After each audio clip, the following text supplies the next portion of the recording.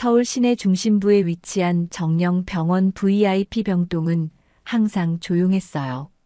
80세의 정미화 여사가 이곳에 입원해 있었어요. 그분은 대한민국 최대 기업인 정령그룹의 회장이며 30조가 넘는 재산을 보유한 억만장자였어요. 그러나 그녀의 눈빛은 늘 쓸쓸해 보였습니다. 침대에 반쯤 기대어 계시는 미화 여사의 모습은 화려한 명성 뒤에 감춰진 깊은 슬픔을 고스란히 드러냈어요. 회장님, 상태가 어떠신지 보겠습니다.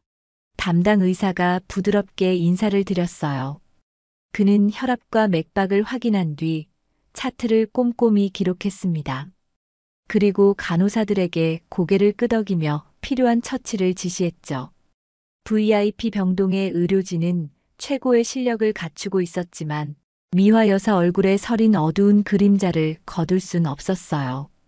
미화 여사는 이미 상당한 치료를 받았어요. 심장 질환으로 인해 갑작스러운 발작이 있었고 이후 경과를 지켜보는 중이었죠.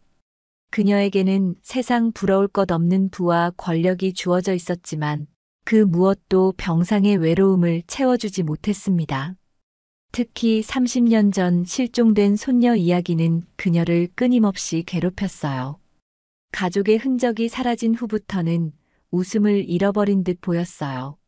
내 손녀 꼭 찾을 거야. 미화 여사가 혼잣말처럼 중얼거리곤 했다는 이야기가 병동 직원들 사이에서 전해졌습니다. 그녀가 몇 번이고 손녀 이름을 부르며 눈물을 훔치는 모습을 목격한 간호사들도 있었어요. 그러나 공식적으로는 손녀의 생사조차 확인되지 않았고 주변 인물들도 그 이야기를 조심스레 다루고 있었어요. 병원 안팎으로는 늘 긴장감이 감돌았죠. 그러던 어느 날 미화 여사의 담당 간호사가 바뀐다는 소식이 전해졌습니다. 원래 근무하던 간호사가 개인 사정으로 병동을 떠나게 되어 새로 배정된 인물이 바로 27세의 한서연 씨였어요. 서연은 오랫동안 중환자실과 응급실을 오가며 다양한 환자를 돌봤고 이번에 VIP 병동으로 옮겨오게 된 것이었어요. 병동 원장은 그녀의 성실함과 따뜻한 마음씨를 높이 샀다고 했어요. 서연은 병동으로 첫 출근을 하던 날 긴장된 표정이었습니다. 화려한 인테리어와 일반 병동과는 비교할 수 없는 장비들이 그녀를 압도하는 듯 보였어요. 그러나 이곳에서도 환자를 보살피는 마음은 다르지 않을 거라 믿으며 그녀는 스스로를 다잡았어요. 누구보다 충실하게 간호해야지. 짧은 혼잣말 후 차트를 들고 미화 여사의 병실 앞에 섰어요. 병실 문을 열자 가장 먼저 눈에 들어온 건 커다란 창을 통해 들어오는 부드러운 햇빛이었어요. 하얀 커튼이 살짝 흔들리며 병실 안을 밝히고 있었죠. 미화 여사는 침대 머리맡에 기대어 창밖을 바라보는 중이었어요. 그 시선은 멀리 어디론가 향해 있었고 그녀의 얼굴에는 알 수 없는 그리움이 서려 있었습니다. 정미화 회장님, 안녕하세요. 오늘부터 담당 간호를 맡게 된 한서연입니다. 서연이 조용히 인사하며 다가갔어요. 처음 보는 이에게도 예의를 잃지 않으려는 듯 미화 여사는 고개를 살짝 끄덕였어요. 그러나 그녀의 목소리는 나오지 않았습니다. 서연은 가볍게 진료 기록을 확인했어요. 의사의 지시에 따라 혈압 체온 호흡을 하나씩 체크했죠. 미화 여사는 별다른 반응 없이 창밖만 바라보고 있었어요. 어딘가 몸이 많이 쇠약해 보였고 마음 또한 지쳐 보였습니다. 한편 서연은 미화 여사를 처음 본 순간부터 이상한 기분이 들었어요. 낯선 노인을 마주한 것이 분명한데 가슴속 깊은 곳에서 묘하게 친근함이 피어올랐어요. 이상하네. 처음 배웠는데. 그녀는 곁눈질로 미화 여사를 살폈습니다. 그러나 이유를 찾을 수는 없었죠. 서연은 그런 자신이 당황스러워서 곧 업무에 집중했어요. 약 봉투와 물컵을 준비하고 침상 주변 환경을 점검하며 차분히 할 일을 처리했죠. 그러나 마음 한켠에서는 계속 미화 여사에 대한 알 수 없는 친근함이 사라지지 않았어요.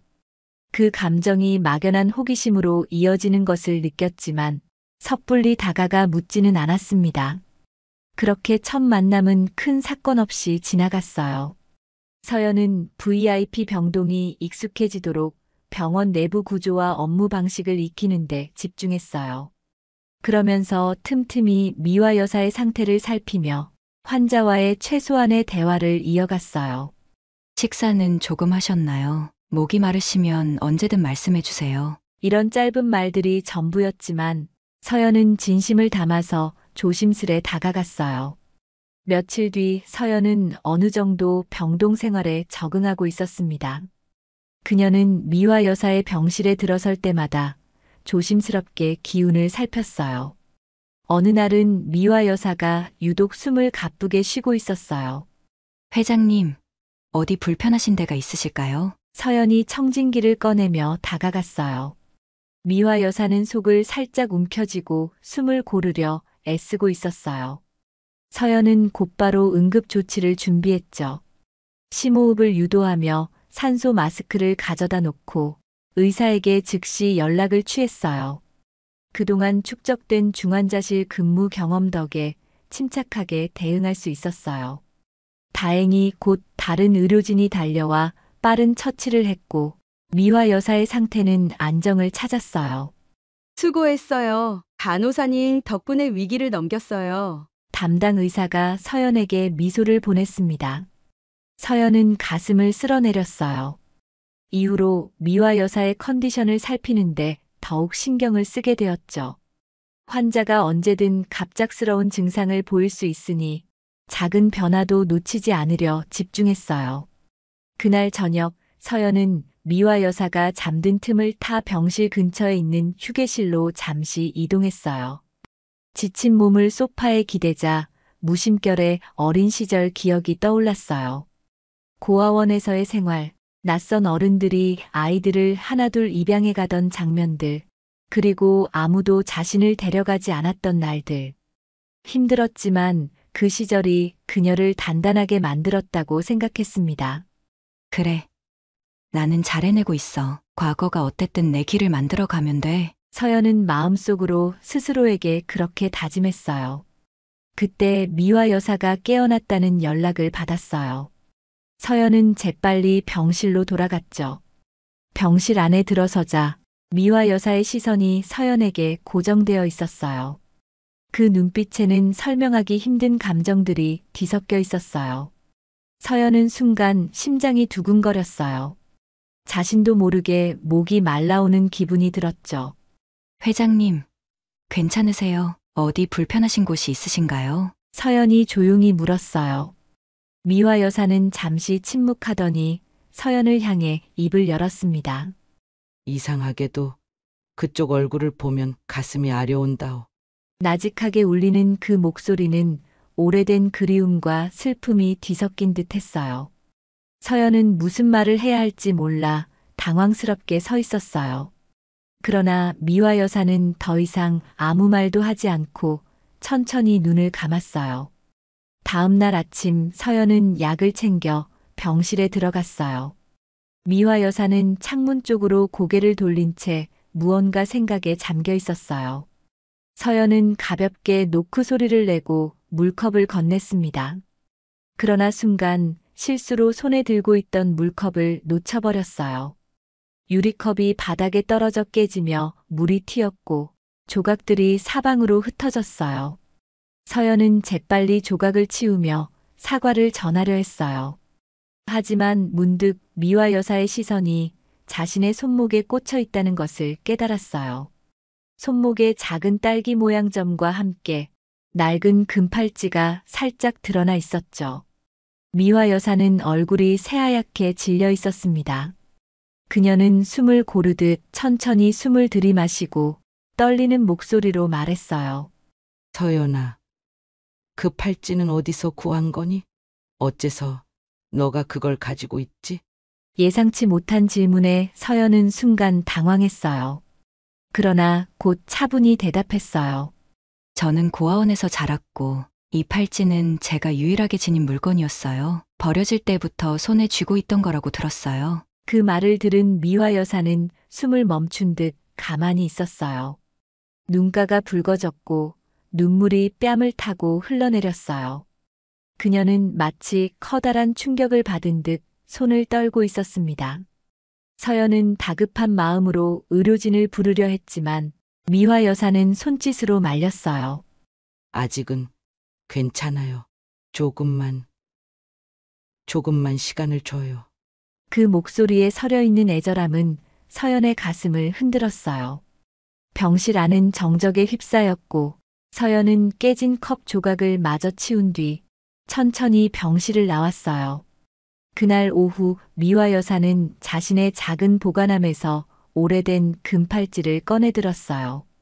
서연의 팔찌와 똑같은 문양이 새겨져 있었죠. 손으로 문양을 어루만지던 그녀는 긴 한숨을 내쉬었어요. 방문 밖으로 새어나오는 그 신음 같은 소리를 간호사들이 들었지만 아무도 경솔히 물어볼 수 없었어요. 그 누구도 미화 여사가 무엇을 떠올리고 있는지 짐작하기 어려웠습니다. 며칠 후 미화 여사는 병실 침대에 앉아 서연을 기다리고 있었어요. 서연이 들어서자 그녀는 손짓으로 자리에 앉으라고 권했어요. 침묵이 몇 초간 흐른 뒤 미화 여사가 천천히 입을 열었어요. 서연아, 혹시 너 어릴 적 기억이 전혀 없니? 그 목소리에는 불안함과 간절함이 뒤섞여 있었어요. 서연은 순간 멈칫했어요.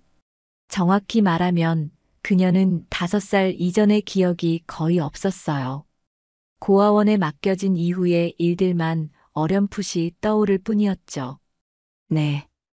저는 제 부모님 얼굴조차 기억이 나지 않아요. 가끔 바닷속에서 허우적거리는 꿈을 꾸긴 해요. 어떤 배에서 떨어진 것 같은 이상한 악몽인데 정확히 무슨 의미인지는 모르겠어요. 그 말을 들은 미화 여사는 얼굴이 사색이 되었어요. 그리고 작은 목소리로 중얼거렸어요. 바다, 배, 사고. 그녀는 서랍을 열어 누군가의 사진을 꺼냈어요. 사진 속에는 젊은 남녀와 앙증맞은 아기가 환하게 웃고 있었어요. 저 아이가 내 손녀였지. 30년 전 제주도로 여행을 갔다가 태풍을 만났단다.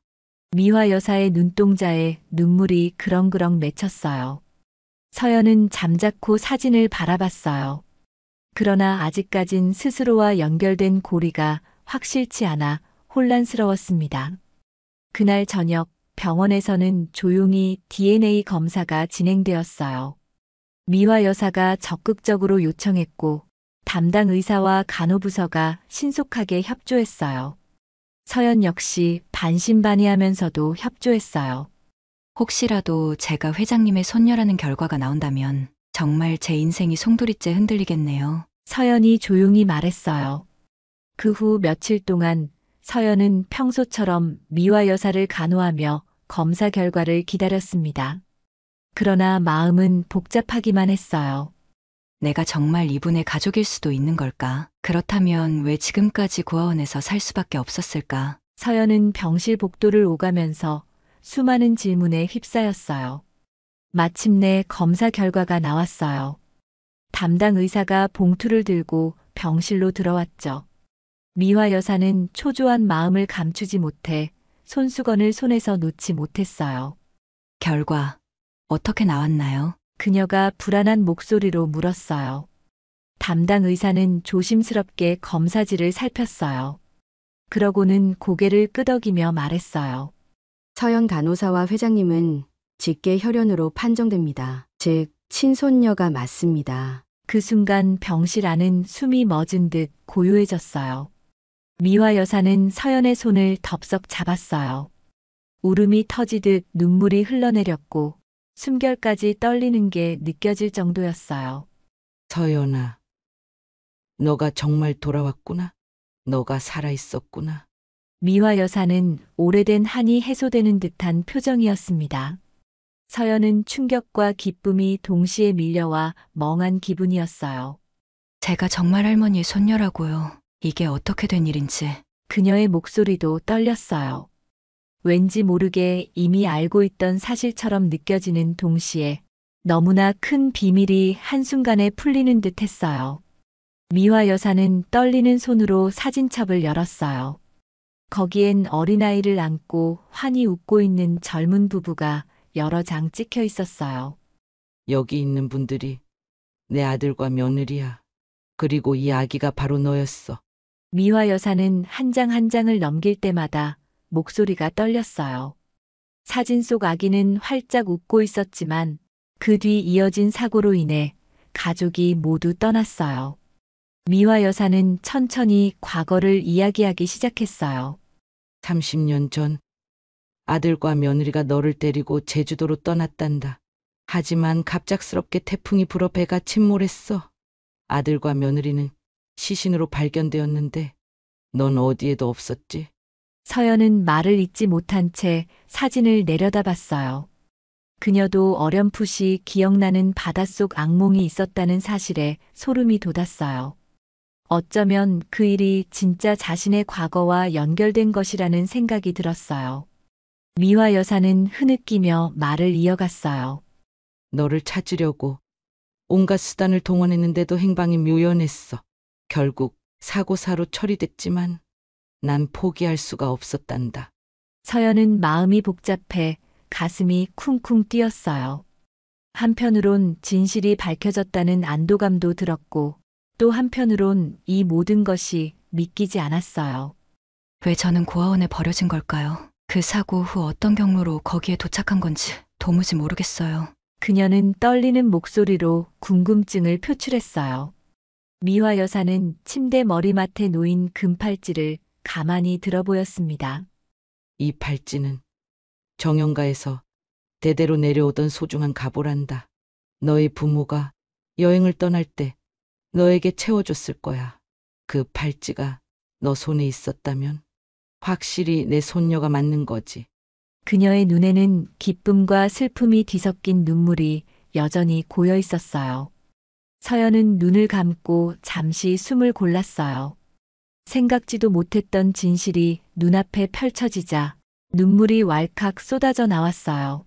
그렇다면 전 정말로 할머니의 손녀로서 여기에 있는 거네요. 그녀는 손을 꼭 쥐고 눈물을 훔쳤어요. 그 순간 27년간 공허했던 자신만의 뿌리가 드디어 자리 잡는 듯한 느낌이 들었어요. 미화 여사는 떨리는 손으로 서연의 머리를 부드럽게 쓰다듬었어요. 그동안 얼마나 힘들었을지 감히 상상도 못하겠구나. 하지만 이제부터는 내가 너를 보호할 테니 걱정 말아라. 서연은 그 손길의 따스함과 동시에 왠지 모를 슬픔을 느꼈어요. 가족이 있다고 믿기엔 너무도 오랜 시간을 홀로 버텨왔기 때문이었어요. 그러나 이내 그녀의 마음속에 작은 빛이 비추는 듯 했어요. 고아로서 외로웠던 지난날이 실은 가족을 잃은 상처였다는 사실이 실감났어요. 할머니, 앞으로 어떤 일이 저를 기다리고 있을지는 모르겠지만 함께 이겨내고 싶어요. 서연이 조용히 그러나 확고하게 말했어요. 미화 여사는 조용히 고개를 끄덕이며 서연의 손을 꼭 잡았어요. 병실 밖에서는 간호사들이 조심스레 상황을 지켜보았어요. 모두가 놀라면서도 두 사람에게 축복을 보내고 있었어요. 이제 막 재회한 할머니와 손녀가 어떤 길을 걸어갈지는 알 수 없었지만 적어도 하나의 진실이 밝혀진 것은 분명했어요. 서연이 감당해야 할 삶의 무게는 한층 더 커졌지만 그만큼 더 확고한 정체성과 뿌리를 찾았다고도 할 수 있었어요. 창문 너머로 부드러운 석양이 들어왔어요. 미화 여사는 창밖 노을을 바라보며 혼잣말처럼 속삭였어요. 돌아와줘서 정말 고맙다. 그 말은 병실 안의 모든 사람에게 울림처럼 전달되었습니다. 이제 막 찾아온 진실의 문 앞에 선 두 사람은 서로에게 따뜻한 희망이 되어주려 하고 있었어요. 뉴스는 삽시간에 퍼졌어요.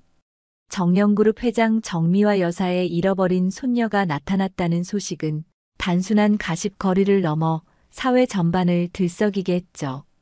특히 정영그룹의 후계 문제는 재계에서도 손꼽히는 화두였기에 주요 언론사들이 앞다투어 보도를 쏟아냈습니다. 주요 경제신문은 정영그룹 신데렐라 등장이라는 자극적인 제목을 달았고, 방송사들은 연일 할머니와 손녀의 재회를 부각하며 시청자를 끌어들였어요. 그러자 주가는 가파르게 상승했죠. 시장에서는 잃어버린 상속녀의 귀환이란 스토리가 기업 이미지에 긍정적인 영향을 미칠 거라고 판단했습니다. 그동안 높은 실적과 재무 안정성을 보였던 정영그룹이 더 큰 투자 매력을 지니게 됐다는 평가가 줄을 이었죠. 보유 지분을 확대하려는 이들이 몰리면서 증권가에는 장 초반부터 거래량이 폭등했고, 정영그룹 관련 주식은 연일 상한권에 가까운 상승세를 이어갔습니다. 하지만 좋은 소식만 있었던 건 아니었어요. 회장 손녀의 존재를 반기지 않는 사람들도 분명 존재했죠. 대표적인 인물이 바로 정미화 여사의 조카이자 현 부회장인 정태준이었습니다. 평소 총괄 부회장으로서 경영 전반을 도맡아온 그는 갑작스런 손녀의 등장이 자신의 입지를 흔들 수 있다고 생각했어요. 정태준은 임원회의를 소집해 한서연이라는 인물의 신빙성을 문제 삼았습니다. 임원들 앞에서 그는 서류 한 뭉치를 내려놓으며 조용히 물었어요. 이 여자가 정말 우리 정영가의 핏줄인 게 확실하다는 근거가 대체 뭡니까? 어쩌면 사기꾼이 재벌가를 노리고 접근한 건 아닐까요? 그가 던진 질문에 임원들은 서로 눈치를 보며 선뜻 대답하지 못했죠. 이미 DNA 검사가 진행되었다는 보고가 있었지만 부회장의 강경한 태도에 누구도 쉽게 반박하지 않았어요. 정태준은 임원들의 침묵을 기회 삼아 유전자 검사 결과는 조작될 여지도 있다라는 식의 의혹을 조심스레 흘렸습니다. 그러면서 비밀리에 사립 탐정을 고용하여 한서연의 과거를 철저히 파헤치기 시작했죠. 그 무렵 병원 VIP 병동에서 환자를 돌보고 있던 서연은 크나큰 변화를 실감하지 못한 채 지내고 있었어요. 언론 매체가 떠들썩하다고는 해도 그녀는 할머니의 건강이 급한 상황이라 밖을 볼 겨를조차 없었습니다. 아직까지 간호사로서 업무를 이어가고 있었고, 대외적으로 공개된 회장 손녀라는 사실과 달리 스스로는 이전과 똑같이 환자를 보살피는 일에 집중하려고 애썼죠. 하지만 주말이 지나고 월요일이 되자 병원 주변에 기자들이 몰려들기 시작했어요.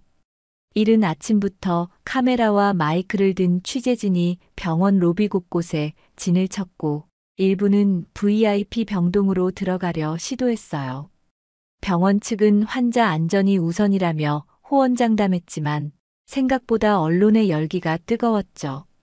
결국 병원 보안팀이 출동해 간신히 침묵을 유지할 수 있었습니다. 서연은 병원 관계자들을 통해 상황을 전해 듣고 고민이 깊어졌어요. 나 때문에 괜히 병원이 어수선해지고 다른 환자들까지 불편을 겪는 게 아닐까? 그녀는 이마를 짚으며 한숨을 내쉬었어요. 그때 간호사 동료들이 위로해 주었죠. 너가 일부러 그런 것도 아닌데 뭘 어떻게 해. 일단 회장님이 안정을 찾으실 때까지 조금만 견뎌. 한편 정태준은 사립 탐정에게 단서가 잡히면 곧장 보고하라며 압박을 가하고 있었어요. 탐정은 고아원을 찾아가 서연이 자라온 기록을 뒤지고 학교 생활 기록부까지 조회하며 별다른 문제는 없는지 확인했습니다. 하지만 서연의 과거는 의외로 투명에 가까웠어요. 어린 시절부터 장학금과 아르바이트로 학비를 마련했고, 간호대학 시절에도 특별한 문제 없이 조용히 지낸 인물임이 드러났죠. 보고서를 읽은 정태준은 볼펜으로 책상을 톡톡 두드리며 골똘히 생각했어요. 이상하군. 이렇게 깨끗하면 정말 이 가문의 손녀일 수도 있다는 건가? 아니면 숨겨둔 약점이 없는 건지. 그가 혼잣말을 하는 동안 보고를 기다리던 임원 한 사람이 조심스레 문을 열고 들어왔어요.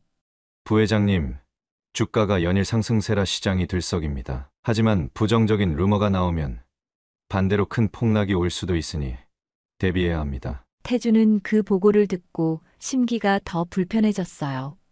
갑작스러운 손녀 등장 이슈로 주가가 오르고 있지만 오히려 자신이 경영권을 안정적으로 유지하기 어렵다는 위기감이 커졌죠.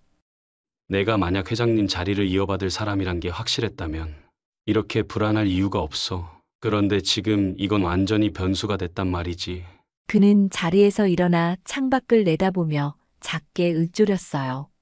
그 시각 서연은 병실 안에서 미화 여사와 대화를 나누고 있었어요. 할머니, 이렇게 많은 사람들이 관심을 가져서 저도 솔직히 좀 두려워요. 그냥 간호사로 지내는 게 제게 맞다고 생각했는데 갑자기 재벌가 상속녀 같은 건 서연은 자신의 혼란스러운 마음을 솔직하게 털어놓았어요. 하얀 병실 침대 위에 누운 미화 여사는 창밖을 잠시 응시하다가 천천히 고개를 돌렸어요. 나도 너가 편한 길을 찾으면 좋겠다는 생각을 한단다. 하지만 너도 알다시피 이 그룹은 단순한 돈벌이 수단이 아니야. 수많은 직원과 그 가족들, 그리고 우리가 지향해온 가치가 담긴 곳이지. 결코 허투루 넘길 수 없는 곳이고 너가 우리 가문의 사람이기에 책임감도 크다. 미화 여사는 힘겹게 숨을 고르며 말했어요. 서연은 가슴 한쪽이 찌르르해졌어요. 자신을 돌봐온 고아원 선생님들과 간호사 동료들이 떠올랐고 동시에 정령그룹을 통해 더 많은 사람을 돕는 방법이 있을지도 모른다는 생각이 들었죠. 하지만 아직 어색하고 두렵다는 마음이 사라지진 않았어요. 미화 여사의 건강은 시간이 지날수록 더 나빠지는 듯 했어요. 주치의가 절대적인 안정이 필요하다고 강조하자 병원 내에서는 긴장감이 한층 높아졌죠. 서연은 간호사로서 할머니를 더 열심히 돌보려 애썼지만 할머니는 오히려 서연에게 회사가 어떻게 돌아가는지 조금씩 배워봐야 한다고 권했어요. 결국 서연은 병원 내에서 제한적으로 그룹 관련 서류와 기초 경영 자료를 접해보기 시작했어요. 각종 부서 현황과 과거 연례 보고서, 그리고 정령그룹이 중점적으로 추진해온 복지 사업 등에 대해 차츰 알아가는 중이었죠. 처음에는 복잡한 숫자와 용어 때문에 머리가 어지러웠지만 사람을 우선한다는 기업 철학에 관심을 두니 조금씩 흥미가 생겼어요. 우리 그룹은 이윤 창출도 중요하지만 그 이상으로 사회적 기여를 강조해왔어. 난 평생 이 가치를 지켜오려 했었고 너희 부모도 그 뜻을 이어받아 노력했단다. 미화 여사는 서연이 서류를 살펴보는 걸 지켜보며 옛날 이야기를 하나씩 꺼냈어요. 그 시선은 회한과 그리움이 뒤섞인 표정이었죠. 서연은 종종 자료를 읽다 말고 할머니에게 묻고 싶은 게 많았어요. 가령 부모님은 어떤 분이셨는지, 왜 제주도로 여행을 떠났는지, 그날 사고가 일어났을 때 어떤 경로로 내가 구조되었는지 등등 궁금증이 꼬리에 꼬리를 물었죠. 그럴 때마다 미화 여사는 달랬어요. 내가 건강을 좀 더 되찾으면 차분히 이야기해주마. 하지만 할머니가 과연 회복할 수 있을지 점점 불안해지는 마음도 들었습니다. 서연은 밤마다 회장실 근무하는 간호사들을 찾아가 할머니 심박수나 산소 포화도는 어떤지를 묻곤 했어요. 조금만 수치가 떨어져도 가슴이 덜컥 내려앉았죠. 그러면서도 동시에 머릿속 한편에선 정태준 부회장이 뭔가를 꾸미고 있을 것 같다는 걱정이 떨쳐지지 않았어요. 어느 날 병원 휴게실에서 잠시 쉬던 중에 서연은 임원 한 사람과 우연히 마주쳤어요. 그 임원은 그녀를 반갑게 맞이하며 조심스레 귀띔했죠. 회장님이 회복하시면 곧 두개구도가 정리될 거라 기대해요. 하지만 서연은 그 말이 왠지 불안하게 들렸어요. 정태준이 이미 여러 방면으로 움직이고 있다는 소문도 들려왔고, 태준이 고용한 사립탐정이 병원 직원들을 접촉했다는 이야기까지 스치고 있었거든요. 서연은 결국 마음을 굳혔어요. 더 이상 망설이다가 할머니가 노력해온 걸 그냥 놓칠 순 없어. 나도 내가 할 수 있는 한 최선을 다해 배워보고 필요한 순간엔 나서야겠어. 그녀는 다시 병실로 돌아와 간호사 동료에게 미화 여사의 상태를 확인한 뒤 늦은 밤까지 경영 관련 자료를 읽기 시작했어요. 이런 식으로 정신없이 며칠이 흘렀죠. 외부에선 여전히 언론이 뜨거운 관심을 보였고 내부에선 태준이 회장 대행 체제를 강화하려고 애썼어요. 서연은 자신이 선택한 길이 험난하다는 걸 점점 더 체감했어요. 그러나 할머니의 손을 붙잡고 이겨내보자고 결심할 때마다 마음 한구석에 용기가 차오르는 느낌이 들었습니다. 그러면서도 간호사로서의 본분을 잃지 않으려 노력했어요. 하루 종일 병실과 병원 사무실을 오가면서 서연은 정영그룹에 대한 공부와 미화 여사의 건강 관리를 동시에 해냈죠. 비록 새로운 삶의 전환점이 낯설었지만 점차 그녀는 자신이 처한 위치를 조금씩 받아들이고 있었어요. 그렇게 시간이 흐르는 동안 정태주는 여전히 무언가 음모를 꾸미고 있었어요. 서연의 등장에 대한 불신은 사그라들지 않았고 오히려 더 거대한 의욕과 압박으로 그녀를 흔들려는 계획을 세우고 있었죠. 하지만 서연 자신도 그리고 미화 여사를 비롯한 일부 임원들도 태준의 속내를 눈치채기 시작했어요. 결국 이 긴장감은 머지않아 폭발적으로 표출될 운명이었으니 이 모든 건 더 큰 갈등의 전초전이 되고 있었어요. 그러나 그 사실을 전혀 모른 채 서연은 오늘도 미화 여사의 병상 곁에 앉아 있었다고 해요. 침대 위에 놓인 손등을 부드럽게 감싸지고 기도했죠. 할머니, 조금만 더 버텨주세요. 제가 조금씩이라도 배워서 꼭 도움이 되고 싶어요. 그 순간 미화 여사의 눈꺼풀이 희미하게 움직이면서 작은 미소가 떠올랐어요. 마치 선택한 길을 응원한다고 전하는 듯한 따뜻한 기색이 얼굴에 스쳤습니다.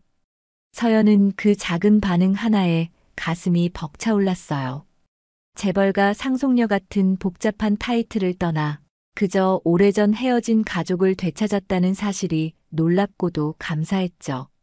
앞으로 무엇이 기다리고 있을지 모르지만 할머니와 함께라면 어떤 난관도 용기 내어 맞설 수 있겠다고 다짐했어요. 이렇게 서연이 새 삶의 문턱에서 혼란과 희망을 동시에 마주하던 시기, 정태주는 이미 칼을 갈고 있었어요. 그가 손에 넣은 사립탐정의 보고서에는 아직 덜 살펴본 부분이 남아 있었고, 그는 그곳에서 결정적 한 방을 찾으려 애썼죠. 이후로 펼쳐질 갈등은 미화 여사의 건강 상태에 따라 급격히 방향을 틀 수도 혹은 더욱 악화될 수도 있었습니다. 정태주는 고급스러운 회의실 책상에 앉아 서류를 살피고 있었어요. 직원들이 건넨 자료에는 한서연의 신상 정보와 과거 경력이 빼곡히 정리되어 있었어요. 조용한 분위기 속에서 페이지를 넘길 때마다 그의 표정이 점차 굳어지는 듯 보였죠. 정태주는 손가락으로 서류를 톡톡 두드리며 생각에 잠겼습니다. 고아원 출신이고 부모가 누구인지도 알 수 없었던 아이가 갑자기 정형과 혈족이라니 믿을 수가 없어. 그는 작게 중얼거리며 서류를 덮었어요. 이미 병원에서 DNA 검사 결과가 발표되었지만 자신이 확신하기 전까진 받아들일 수 없다는 태도였어요. 최대한 빨리 이 상황을 정리해버려야 한다고 생각하면서도 어딘가 복잡한 심경이 그의 미간에 드러나 보였죠. 하루는 탐정이 비공개로 작성한 보고서를 들고 태준을 찾았어요. 한서연이라는 인물은 특별한 이력이 보이지 않습니다. 고아원에서 자라며 장학금과 아르바이트로 간호학을 공부했고 대형 병원 몇 곳을 거쳐 이곳 정형병원에 들어온 게 전부입니다. 탐정은 건조한 목소리로 말했어요. 태준은 그 말을 듣고 서류를 훑어보며 고개를 끄덕였죠. 아, 생각보다 깨끗한데. 그는 볼펜을 굴리며 고민에 빠졌어요. 정말 이게 다라면 혈연 관계가 사실일 수도 있다는 거잖아. 아니면 혹시 숨겨둔 스캔들이나 다른 은밀한 일이 있을지도 몰라. 계속 뒤져봐. 태준은 탐정에게 추가 조사를 지시했어요. 탐정은 준비해온 자료를 챙기며 자리에서 일어났습니다. 저녁 무렵 병실 안에서 서연은 미화 여사의 손을 잡고 있었어요. 미화 여사는 힘겹게 몸을 움직여 의자를 찾았고 서연이 곁에서 부축했어요. 할머니, 어디 불편하신 곳은 없으세요? 오늘 컨디션이 좀 괜찮아 보이시긴 하지만 서연이 조용히 묻자 미화 여사는 천천히 고개를 끄덕였어요. 숨쉬기가 한결 편해진 느낌이야. 의사들이 안정이 필요하다고 하니 마음 편히 지내려고 하는데 집안 사정이 복잡하겠지. 그녀가 작게 한숨을 쉬었어요. 할머니의 눈에는 복잡한 감정이 담겨 있었어요. 서연은 잠시 침묵했다가 부드럽게 미소 지어 보였어요. 할머니는 그냥 건강만 회복하시면 돼요. 그 외 문제는 제가 어떻게든 해볼게요. 서연이 그 말을 전하자 미화 여사는 희미하게 웃었어요. 너가 겪고 있는 부담이 얼마나 클지 잘 안다. 미안하구나. 그 말이 끝나자 서연은 살짝 눈물이 맺혔지만 곧 참았어요. 그로부터 얼마 후 정태주는 다시 한번 회의실에 모여 임원들과 대화를 나누고 있었어요. 정영그룹의 경영 현황과 더불어 회장님의 건강 상태를 어떻게 대중에게 알릴지 논의하는 자리였죠. 회의실 안에는 긴장감이 감돌았고 임원들의 시선이 태준에게 집중되고 있었어요. 태준은 모니터에 띄워진 차트를 보며 차분히 설명했어요. 지금은 불확실성이 커서 주가 변동이 심하지만 회장님이 조만간 회복하실 거라는 믿음이 시장에 퍼지고 있습니다. 다만 새로운 상속녀가 등장했다는 소문이 단기적으로 큰 이슈가 되고 있어서 불안 요인이 더해진 건 사실이네요. 그는 모니터를 가리키며 숫자들을 짚었어요. 임원들은 크게 놀라진 않았지만 앞으로의 방향을 묻는 듯 표정을 지었어요. 어느 한 임원이 입을 열었어요. 부회장님, 회장님께서 만약 실제로 한서연 양에게 경영권을 넘기고 싶어 하신다면 저희도 그 의견을 존중해야 하지 않겠습니까? 하지만 실무 경험이 전혀 없는 젊은이가 갑자기 그룹을 맡기엔 무리가 큽니다. 그 임원은 조심스런 태도로 의견을 제시했어요. 태주는 고개를 끄덕이면서도 눈빛이 차가웠어요. 맞습니다.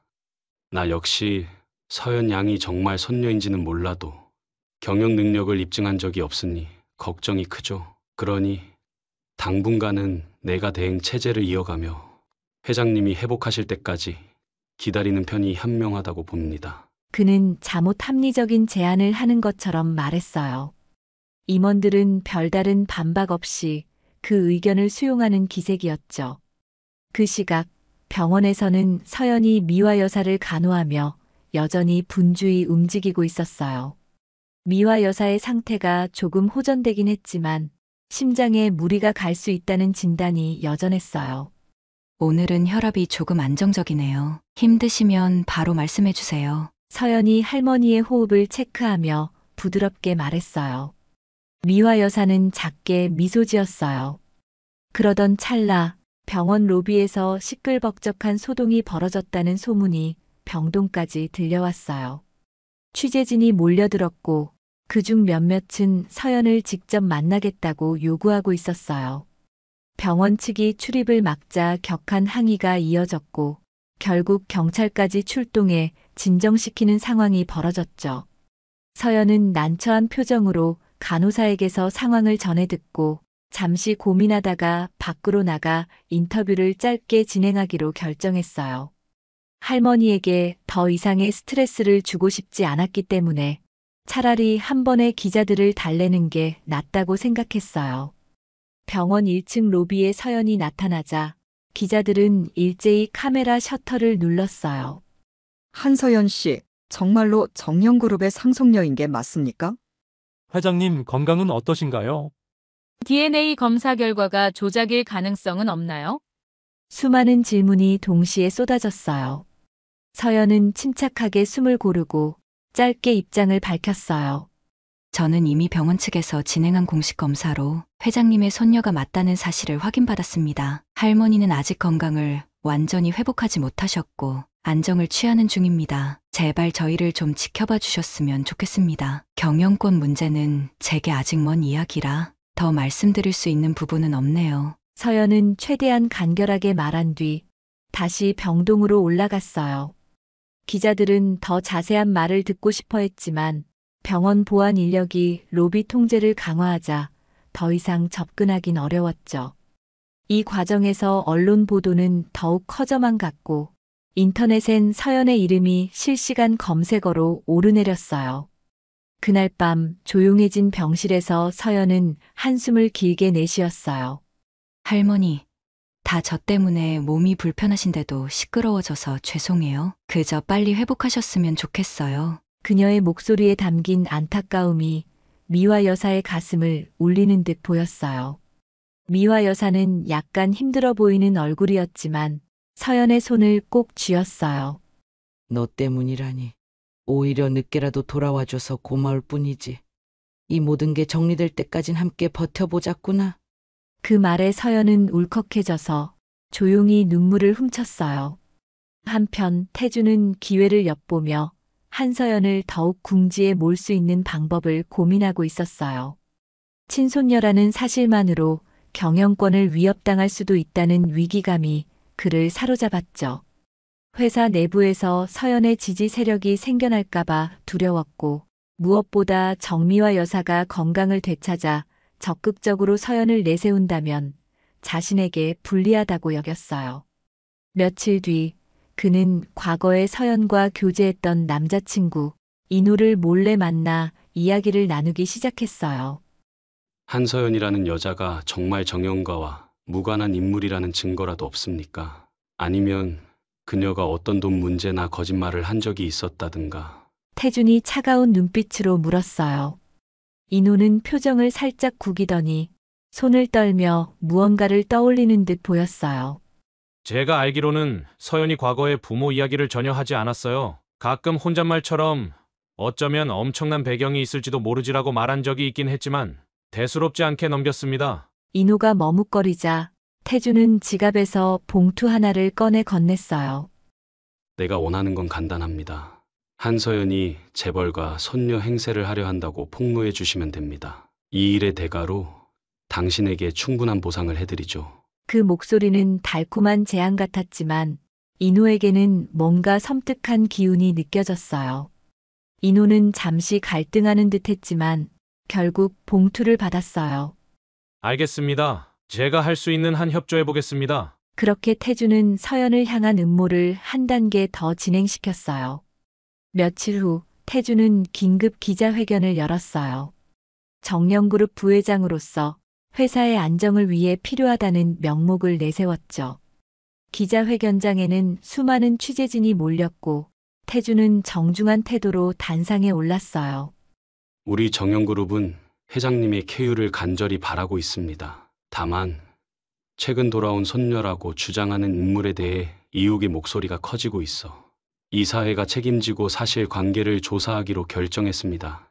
오늘 저는 그 결과 중 일부를 공개하겠습니다. 그의 말이 떨어지자마자 스크린에 인호의 인터뷰 영상이 재생되었어요. 인호는 화면 속에서 한서연을 비난하듯 말했어요. 서연이는 옛날부터 본인이 언젠가 큰 돈을 손에 넣을 수 있다고 자주 말했어요. 재벌가와 연관이 있다면서 그 팔찌가 유일한 증거라고 떠벌렸습니다. 저는 처음엔 농담인 줄 알았는데 지금 상황을 보니 다 계획이 있었던 것 같아요. 기자회견장은 술렁이기 시작했고 태주는 마치 무거운 비밀을 털어놓듯 깊은 한숨을 내쉬었어요. 저 또한 회장님께서 손녀라 믿고 계시니 섣불리 말하기 어려웠습니다만 이런 증언이 있어 이사회의 요청에 따라 공개하게 됐습니다. 그는 고개를 숙이는 신용을 했지만 실은 자신이 원하는 대로 여론이 움직이길 바라고 있었죠. 동시에 회사 관련 게시판과 인터넷에는 한서연 사기 의혹이 빠르게 퍼져나갔습니다. 병원에선 서연이 해당 뉴스를 접하고 충격에 빠졌어요. 어떻게 인호가 저런 말을 하다니? 나중에 뒤늦게 가짜라고 발뺌하면 어쩌려고. 서연은 침대 곁에 놓인 TV 뉴스를 멍하니 바라봤어요.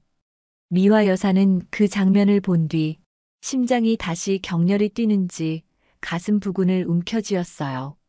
회장님, 괜찮으세요? 간호사들이 달려와 산소 마스크와 주사제를 준비했고 서연은 다급히 할머니를 부축했어요. 의료진이 신속하게 대처해 큰 고비는 넘겼지만 할머니의 얼굴이 잿빛으로 변해 있었다.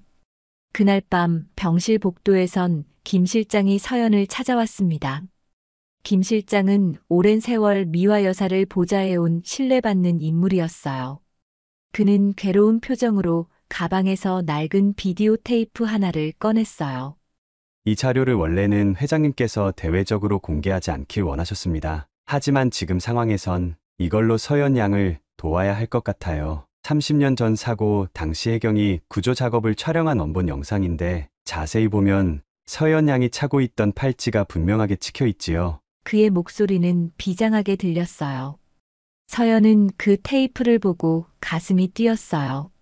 정말이에요? 정말 그 영상이 있다면 제가 사기꾼이 아니라는 걸 증명할 수 있겠죠. 할머니가 겪은 그 비극적인 사고에서 제가 살아남았다는 증거가 될 테니까요. 그녀는 손을 꼭 쥐고 눈을 반짝였어요.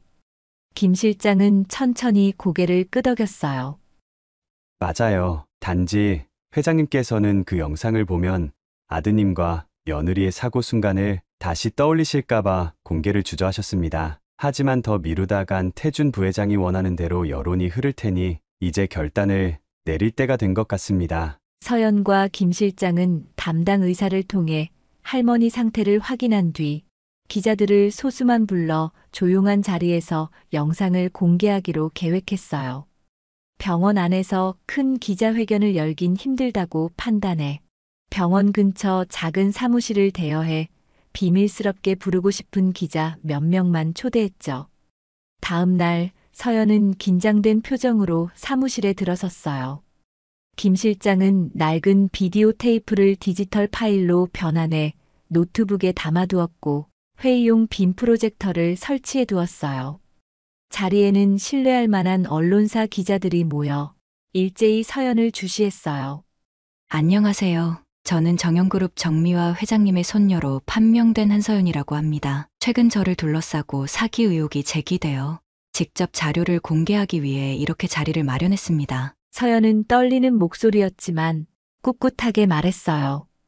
김 실장은 조작되지 않은 자료라는 걸 강조하며 직접 녹화 화면을 재생했어요. 장비 상태가 좋지 않아 화질이 고르지는 않았지만 거센 파도가 일고 있는 화면 속에서 구조대원들이 어린아이를 구명조끼에 태워 들어 올리는 장면이 분명히 찍혀 있었어요. 그리고 어렴풋이 잡힌 아이의 손목에는 정령가 문장이 새겨진 금팔찌가 선명하게 비쳐 보였어요. 이 영상을 통해 저는 이미 어릴 적 해상사고에서 구조된 아이였다는 사실이 드러납니다. 그리고 그 팔찌는 정형가에서 대대로 내려오던 중요한 갑오 중 하나로 저 역시 그걸 쥔 채 고아원에 맡겨진 거예요. 서연이 조용히 설명하자 기자들은 진지한 표정으로 화면을 주시했어요. 화면 속 구조대원의 목소리가 희미하게 들렸어요. 이 아이는 아직 호흡이 살아 있습니다. 기자들은 충격을 받은 듯 잠시 침묵했어요. 인후의 폭로가 무색해질 만한 직접적인 증거였기 때문이에요. 서연은 담담한 목소리로 계속 말을 이었어요.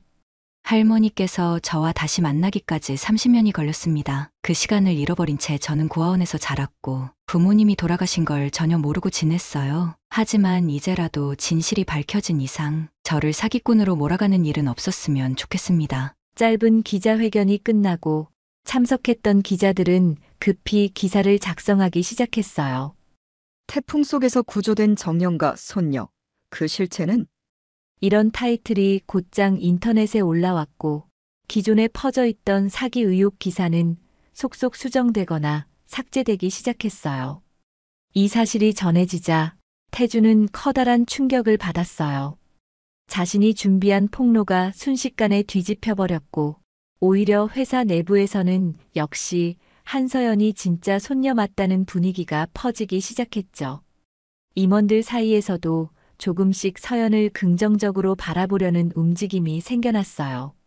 병원에서는 김 실장이 서연에게 조심스레 다가갔어요. 회장님 상태가 안정되시면 곧 이사회를 열어 모든 걸 공식화할 계획이라고 합니다. 태준 부회장 쪽에서도 더 이상 어떤 근거를 대긴 어려울 거예요. 그의 목소리에는 안도감이 묻어 있었어요. 서연은 미소 지으며 고개를 끄덕였어요. 이게 끝은 아니겠죠. 그래도 조금씩 제자리로 돌아가는 기분이에요. 할머니가 일어나셔서 괜찮다고 말해주시면 정말 좋을 텐데. 그녀는 병실 문 쪽을 바라봤어요. 며칠 뒤 미화 여사의 상태가 다소 호전되자 태주는 마지막 발악처럼 급히 임원들을 소집했어요. 이사회 안건은 경영권 승계 구조 논의였고 서연이 참석하길 원한다고 통보를 보냈죠. 하지만 서연은 할머니 간호가 우선이라며 거절했어요. 그 자리에서 태준이 무슨 일을 꾸밀지 몰라 마음이 불안했지만 그래도 눈앞의 환자를 돌보는 게 먼저라고 생각했어요. 결국 이사회 자리에 할머니의 비서와 김 실장 등만 참석했고 태준은 주장했어요. 회장님께서 경영 전반을 못 볼 상황이니 전권을 행사하겠습니다. 하지만 이미 서연의 구조 영상이 공개되어 여론이 달라져 있었고 임원들조차 쉽게 태준을 지지하지 못했어요. 중립적인 입장을 취하던 임원조차 이렇게 말했어요. 회장님의 정확한 의사를 기다립시다. 태준은 굳은 얼굴로 회의장을 나왔어요. 그날 저녁 서연은 병실에서 잠든 미화 여사의 손을 잡고 있었어요. 밖에서 들려오는 소문과 갈등이 여전히 심각했지만 어쩐지 마음 한구석은 한결 편안해진 느낌이었어요. 정령가의 손녀로서 내딛는 이 길이 쉽지 않을 걸 알지만 이제는 끝까지 포기하지 않을 각오를 다졌죠. 창문 너머로 부드러운 노을빛이 병실 안을 물들이고 있었어요. 미화 여사의 얼굴에도 희미하게 빛이 내려앉았고 서연은 그 모습을 보며 작게 속삭였어요. 할머니, 조금만 더 힘내주세요. 다시 예전처럼 건강해지시면 저도 할머니가 걸어온 길을 함께 배워보고 싶어요. 바깥 세상은 여전히 시끄러웠지만 병실 안에는 고요하고 따스한 공기가 감돌았어요. 서연은 할머니가 손녀로서 돌아온 뒤 처음으로 마음 편히 숨을 내쉴 수 있었다고 느꼈어요. 앞으로 어떤 시련이 오더라도 진실을 지키겠다는 각오가 더욱 단단해진 순간이었어요.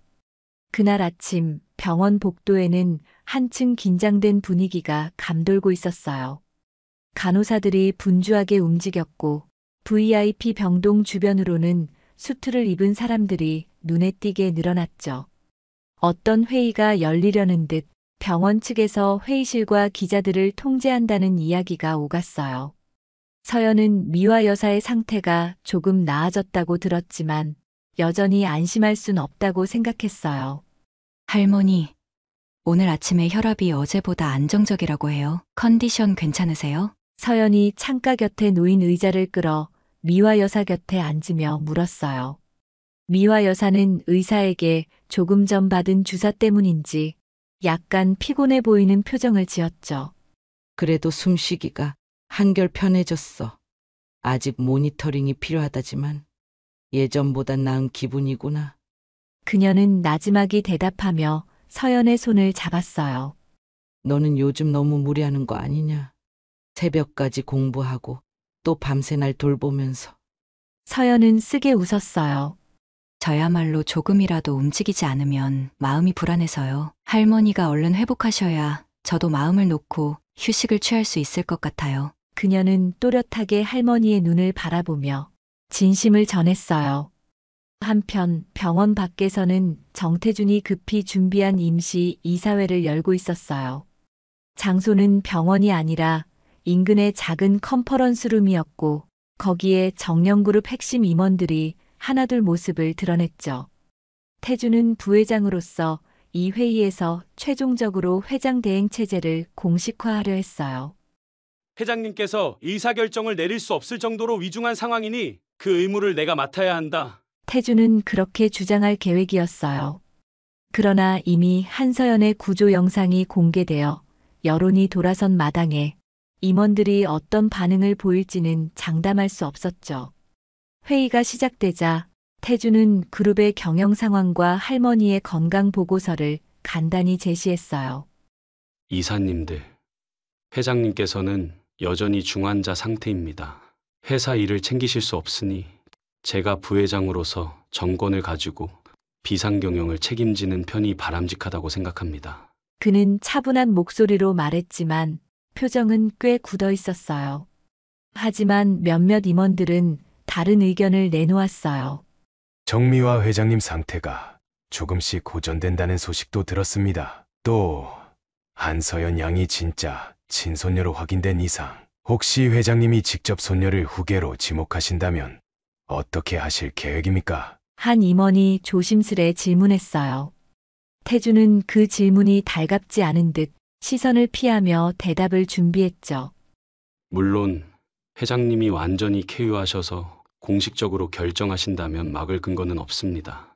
하지만 지금으로선 회장님이 의사를 표현할 수 없는 상태이니 우리가 대신 대비해야 한다는 뜻이지요. 태주는 최대한 이성적인 태도를 보이려 했어요. 그러나 회의실 공기는 어딘가 차갑게 느껴졌어요. 바로 그때 김 실장이 조용히 문을 열고 들어왔어요. 그는 오랫동안 회장님의 최측근으로 일해왔고 임원들 사이에서도 신망이 두터운 인물이었죠. 시선을 한데 모으는 가운데 김 실장은 서류 한 뭉치를 꺼내며 태연한 어조로 말했어요. 회장님 건강에 대한 최신 진단과 지난주 공개된 구조 영상 이후의 대내외 반응을 정리해왔습니다. 한서연 양에 대한 의혹은 상당 부분 해소된 것으로 보입니다. 그는 천천히 임원들에게 자료를 건네주었어요. 임원들은 그 내용에 눈을 떼지 못했어요. 보고서에는 여론조사 결과와 언론 기사 분석, 그리고 내부 임직원들의 반응까지 종합적으로 실려 있었어요. 정영가의 손녀가 맞다는 결과를 지지한다는 비율이 상당히 높았고, 태준이 주장했던 사기 의혹을 지지하는 목소리는 급격히 줄어든 상황이었죠. 임원들은 자료를 훑어보면서 태준의 표정을 살폈어요. 결국 태준 부회장께서 준비하신 안건은 시기상조인 듯합니다. 회장님이 조금이라도 더 안정을 찾을 때까지 기다리는 쪽이 현명할 것 같네요. 한 임원이 고개를 끄덕이며 말하자 나머지 임원들도 대체로 찬성하는 기색이었어요. 태준은 어쩔 수 없이 아무 말도 못하고 입술을 깨물었어요. 그 시각 병원에선 서연이 두 번째 작은 기자회견을 열 준비를 하고 있었어요. 지난번 비디오 영상을 통해 어느 정도 여론이 바뀌었지만 여전히 인호의 거짓 증언을 믿는 이들도 존재했어요. 그래서 김 실장은 기업 이미지 타격을 최소화하기 위해 한 번 더 간단히 입장을 밝히자고 제안했죠. 회의실에 모인 기자들은 서연을 지켜보며 335 얘기를 나누고 있었어요. 보호 차원에서 대규모가 아니라 몇몇 언론사들만 초청된 자리였어요. 서연은 숨을 크게 들이마시고 준비된 마이크 앞에 섰어요. 저는 한서연이라고 합니다. 앞서 공개했던 구조 영상과 DNA 검사를 통해 제가 회장님의 친손녀임이 확인된 건 모두 아실 거예요. 그럼에도 일부에서 제 신분을 의심하는 이야기가 있어 다시 한번 제 입장을 밝히려 합니다. 서연은 또박또박 말을 이어갔어요. 저는 정영그룹을 물려받겠다는 욕심을 낸 적이 없습니다. 할머니께서 저를 찾아주셨고 저 역시 그동안 몰랐던 가족의 뿌리를 알게 된 것뿐이에요. 할머니가 회복하시면 저 스스로 더 많은 것들을 배우고 싶습니다. 이제부터는 한 명의 가족으로서 그리고 간호사로서의 경험을 살려 정영그룹이 어떤 길을 가야 할지 고민해 볼 생각이에요. 기자들은 플래시를 터뜨리며 그녀의 말을 경청했어요. 서연은 살짝 목이 메었지만 끝까지 흔들리지 않으려 애썼죠. 부디 저와 할머니를 더 지켜봐 주셨으면 좋겠어요. 모든 일이 분명히 제자리로 돌아갈 거라고 믿습니다. 그렇게 마무리된 회견에 기자들은 적잖은 호감을 느끼는 듯 보였어요. 기자회견 직후 김 실장이 서연에게 다가왔어요. 이제 상황이 많이 나아졌네요. 태준 부회장도 더 이상 강경하게 밀어붙이긴 어렵겠지요. 그의 말에 서연은 안도의 숨을 내쉬었어요. 아직은 조심스럽지만 그래도 저를 사기꾼 취급하던 분위기가 조금이나마 누그러진 것 같아요. 이제 할머니 건강만 잘 회복되시면 좋겠는데. 서연은 병실로 발걸음을 재촉했고 김 실장도 그 뒤를 따랐어요. 늦은 오후가 되어 병실 문을 열고 들어간 서연은 또 한 번 작은 기적을 확인했어요. 미화 여사의 상태가 눈에 띄게 좋아져 있었거든요. 오늘 의사가 검사해 보니 심장박동이 안정적으로 돌아왔습니다. 며칠 내로 일반 병실로 옮길 수도 있겠어요. 동료 간호사가 전해준 말에 서연은 반가움에 손을 모았어요. 할머니, 저 들으셨어요? 곧 일반 병실로 옮길 수도 있대요. 서연이 상기된 목소리로 말하자 미화 여사는 희미하게 미소를 지으며 고개를 끄덕였어요. 그래. 모든 게 서서히 제자리를 찾아가는 것 같구나. 이제 조금만 더 힘내자. 그녀는 천천히 눈을 감았지만 입가에는 분명 안도감이 번져 있었다고 해요. 서연은 할머니 곁에서 손을 꼭 잡고 또 한 번 내일을 희망해 볼 수 있겠다고 생각했어요. 며칠 뒤 미화 여사는 정말로 일반 병실로 옮겨졌어요. 병원 측에서는 이 소식을 언론에 알리지 않고 조용히 진행했지만 이미 내부적으로는 많은 이들이 회장님의 회복을 반기고 있었죠. 서연은 할머니 곁에서 간호사 역할을 지속하며 틈나는 대로 정영그룹 관련 교육 자료와 전담 강사를 통해 경영 수업을 이어갔어요. 건강을 조금씩 되찾은 미화 여사는 서연이 배워가는 모습을 흐뭇하게 지켜봤습니다. 회계나 재무 관련 지표는 아직 낯설겠지만 사람을 우선하는 가치만큼은 뭐가 간호사로 지내면서 이미 터득했을 거야. 그게 내가 가장 중요하게 여긴 부분이니 지금처럼 꾸준히 배우면 된다. 미화 여사는 피곤해 보이는 얼굴이었지만 이야기를 시작하면 목소리에 힘이 실렸어요. 서연도 열심히 노트에 필기를 하고 궁금한 점이 생기면 곧장 질문했어요. 사실 전 이런 공부가 저하고 어울리지 않는다고 생각했는데 할머니 말씀을 듣고 나니 조금씩 흥미가 생겨요. 정말 이 그룹이 단지 돈 버는 곳이 아니라 더 많은 가치를 만들어낼 수도 있겠구나 싶어요. 서연이 반짝이는 눈으로 말하자 미화 여사는 따스하게 미소 지었어요. 물론이지. 그 사이 그룹 내부에선 태준 부회장에 대한 비판의 목소리가 조금씩 터져나왔어요.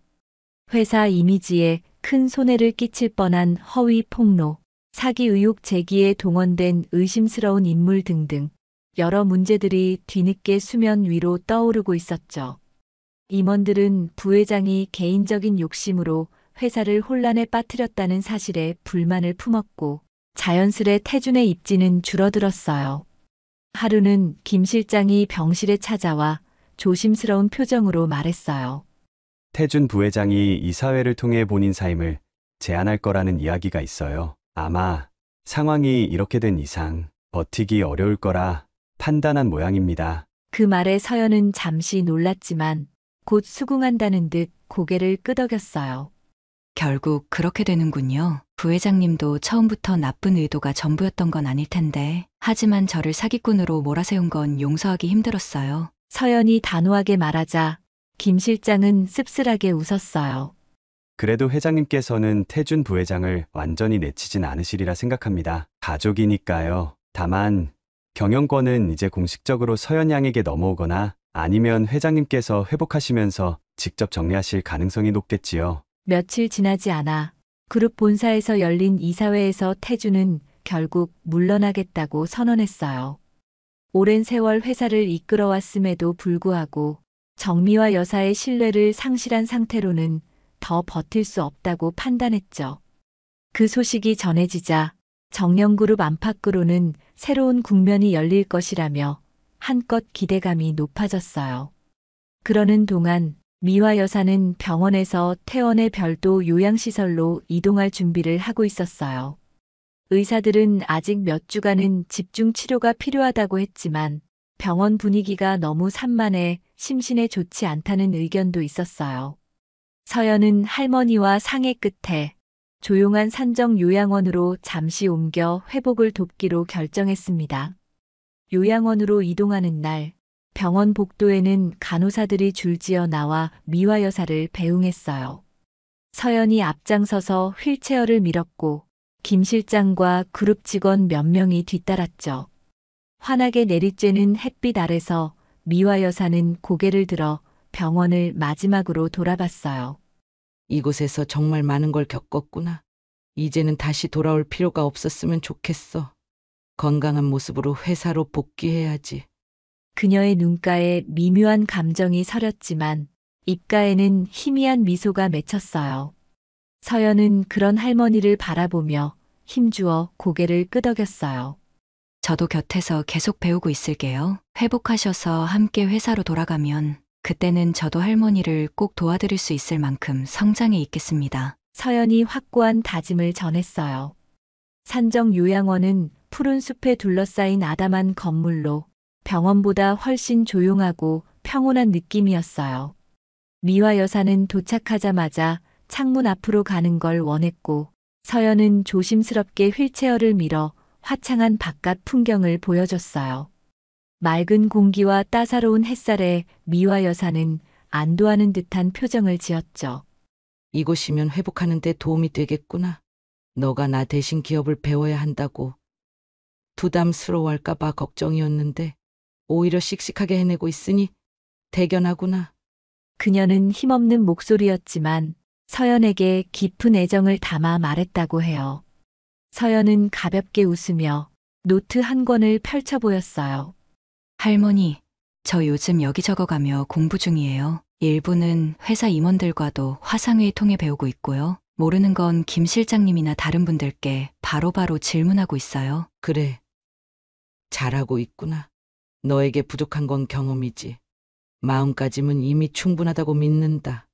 미화 여사는 노트를 잠시 들여다보며 뿌듯하다는 듯 고개를 끄덕였어요. 서연은 그 시선에 조금은 민망하면서도 기분이 좋았죠. 그날 저녁 요양원 한켠의 작은 거실에 앉아 서연과 미화 여사는 조용한 식사를 함께 했어요. 창밖엔 노을빛이 잔잔히 깔려 있었고 우거진 나무들이 부드럽게 흔들리고 있었죠. 서연은 과거 고아원에서 지내던 때를 떠올리며 아늑한 곳에서 사랑하는 가족과 함께 밥을 먹는다는 게 얼마나 큰 축복인지 새삼 깨달았어요. 식사를 마친 뒤 미화 여사는 서연에게 조심스레 말했어요. 조만간 이사회에서 너의 역할이 공식적으로 논의될 거라 들었다. 그땐 내가 직접 가지 못하니 김 실장과 함께 나가서 너의 생각을 전해보거라. 서연은 한순간 놀랐지만 곧 알겠다고 고개를 끄덕였어요. 회장 자리를 바로 너에게 넘기겠다는 의미는 아니야. 다만 너가 어떤 사람인지, 어떤 미래를 그리고 있는지 그룹에 확실히 보여줄 필요가 있어. 그래야 너도 당당하게 그들 앞에 설 수 있지 않겠니? 미화 여사의 목소리는 강인함과 부드러움이 동시에 묻어나 서연을 크게 고무시켰어요.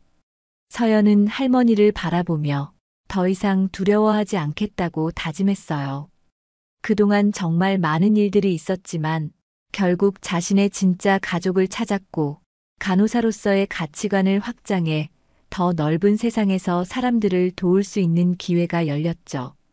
정년가의 핏줄로서 책임도 크지만 그만큼 할 수 있는 일도 많으리라고 생각했어요. 노을이 완전히 지고 하늘에 별이 하나둘 떠오르자 요양원 주변은 더더욱 고요해졌어요. 서연은 살포시 창문을 열어 상쾌한 바람을 들였고 의자에 앉은 미화 여사를 바라보며 작게 웃었어요. 할머니, 여기서 조금만 더 쉬시고 꼭 건강하게 같이 돌아가요. 우리 아직 해야 할 일이 정말 많잖아요. 미화 여사는 그 말에 살짝 눈을 감고 희미하게 미소 지으며 속삭였어요. 그래. 더 많은 일을 해야지. 너와 내가 함께 만들어갈 새로운 정형그룹을 기대하고 있단다.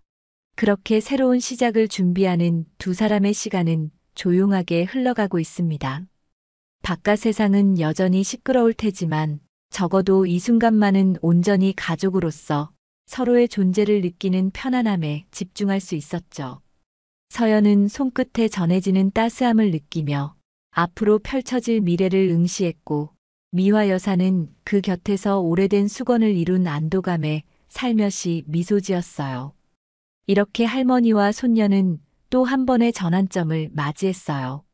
모든 갈등이 끝난 것은 아니지만 이미 가장 중요한 것은 단단히 지켜냈습니다.